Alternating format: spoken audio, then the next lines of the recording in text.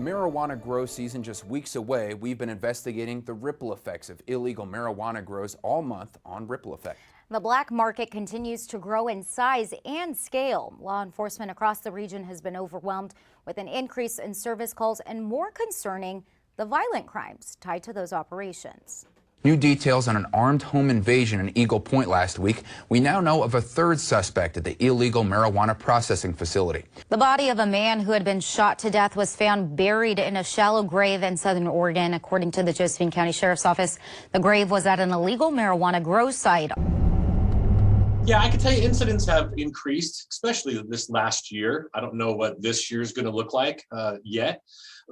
But yeah, we did see a definite increase in those numbers in the form of major crimes in particular. Prior to 2017, Jackson County Sheriff's Office was averaging about 36,000 calls.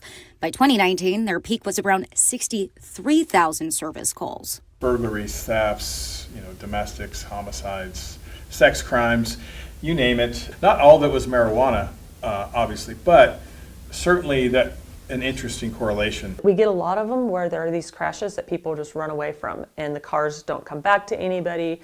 So we see just this huge boom of that. And, between the summer months of having all these grows and all the people that come in for those and work those. Sheriff Sickler says over the course of the grow season, the types of calls for service they get change.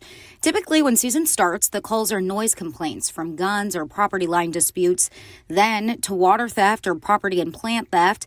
And then by harvesting, they start running into calls for armed robberies and other violent crimes. The unfortunate piece of that for law enforcement and for the rest of the community is we didn't get a whole bunch of extra deputies to drive around and go to these calls. Now, when I had asked the question, are they able to keep track of the numbers of crimes that can be tied to illegal marijuana operations, the answer was no, they had no way to keep track of it.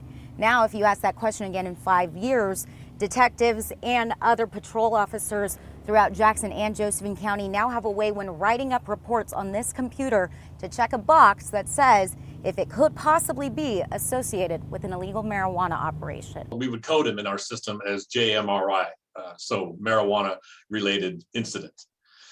But it became very difficult to do because you always didn't know. You couldn't just pinpoint and put a finger right on it unless you're literally at a marijuana grow where there's something going on.